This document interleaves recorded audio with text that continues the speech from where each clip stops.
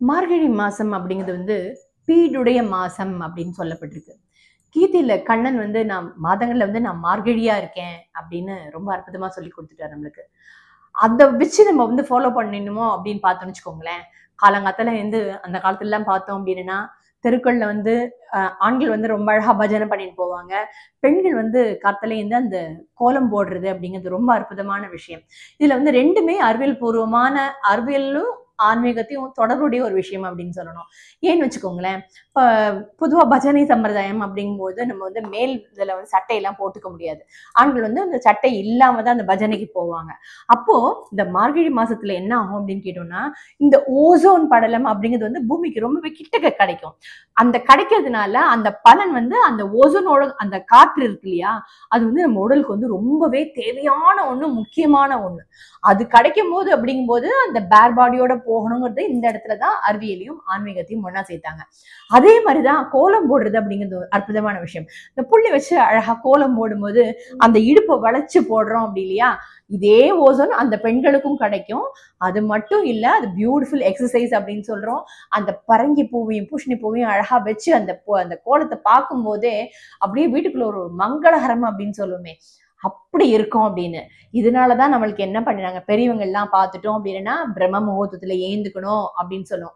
பிரம்ம முகூர்த்தத்துல ஏந்து நம்ம வழிபாடு செய்யணும் அப்படின்னு சொன்னோம்.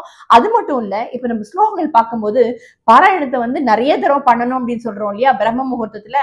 அதுவும் இந்த மார்கழி மாசத்துல ஏன் பண்ணணும் அப்படின்னு கேட்டோம்னா, தேவர்களோட அந்த விடுகாலை நேரம், அதாவது இரவு காலம் முடிஞ்சு அந்த விடிகாத்தால காலம் அப்படிங்கிறது தேவர்களுக்கானது. அப்போ நம்ம காலங்காத்தால என்ன செய்யற அந்த பூஜைகள், அந்த தனுர்மாச விரதம் அப்படிங்கிறது அப்படியே பலனை அள்ளி அள்ளி ஒரு சுரபி மாதிரி கொடுக்குற ஒரு அற்புதமான மாதம். இதனாலதான் நம்ம பெரியவங்க ரொம்ப அழகா அந்த தனுமாச பூஜை, அதுக்கு அழகான ஒரு நெய்வேத்தியம் வெண்பொங்கல், அதையும் சாப்பிட்டுட்டு அழகா ஒரு சுவாமியோட ஆக்டிவிட்டிஸ் எல்லாத்தையுமே அதுக்குள்ள ரொம்ப அற்புதமா உள்ள அடக்கிதான் நம்மளுக்கு சொல்லப்பட்டிருக்காங்க. இப்போ மார்கழி மாசம் இப்ப என்னெல்லாம் பண்ணணும் அப்படிங்கிறதெல்லாம் பார்த்தோம். இப்போ மார்கழி மாசத்தோட சிறப்புகள் என்ன, அது இன்னும் நம்ம மார்கழி மாசத்துக்குள்ள என்னெல்லாம் கொண்டாட போறோம் அப்படிங்கிறத பார்த்துடலாமா? நாளைக்கு மார்கழி மாசம் தனுர்மாச பிறப்பு. அதுக்கப்புறம் பார்த்தோம் அப்படின்னா டிசம்பர் 19 ஹனுமத் ஜெயந்தி, டிசம்பர் 25 பார்த்தோம் அப்படின்னா சஷ்டி விரதம். அது மட்டும் இல்லைங்க, அன்னைக்கு நகரத்து பிள்ளையாரோட நோன்பு இருக்கு, அந்த விரதமும் இருக்கு. டிசம்பர் 30 செவ்வாய்க்கிழமை அன்னைக்கு வைகுண்ட ஏகாதசி. அதுக்கு அடுத்தது ஜனவரி 2 வெள்ளிக்கிழமை பார்த்தோம் அப்படின்னா மிருகசீர நட்சத்திரம், அன்னைக்குதான் பௌர்ணமி விரதமும் இருக்கு. இந்த இடத்துல அன்னைக்கு ராத்திரி பார்த்தோம் அப்படின்னா ஆருத்ரா அபிஷேகம் நடைபெறுகிறது.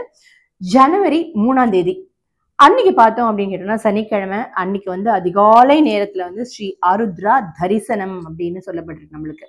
ஜனவரி 4 ஞாயிற்றுக்கிழமை பார்த்தோம் அப்படின்னா புஷ்ய பக்குல பிரதமை அப்படின்னு சொல்றோம். அன்னைக்கு பார்த்தோம் அப்படின்னு கேட்டோம்னா திருவண்ணாமலை ரமண மகர்ஷியோட 146th ஜெயந்தி. அதுக்கு அடுத்து வருது ஜனவரி 7 புஷ்ய பகுல பஞ்சமி, திருவியாறு தியாகராஜ ஆராதனை.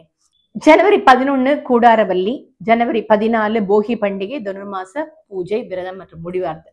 இது மட்டும் இல்ல, ஆரம்பத்திலே சொன்ன மாதிரி நம்மளோட தார்மீக கடமை அப்படின்னு ஒண்ணு இருக்கு.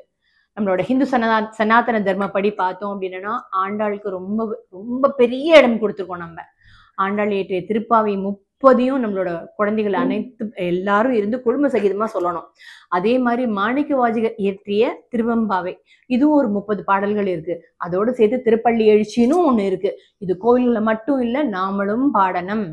அதனால கண்டிப்பா இதை எல்லாத்தையும் நம்மளோட உமாச்சி காப்பாத்து பக்தி சேனல் கண்டிப்பாங்க செய்வாங்க அப்படின்னு சொல்லி மார்கழி மாசத்தோட அட்வான்ஸ் ஒரு விஷயத்தையும் சொல்லி நான் முடிச்சுக்கிறேன்.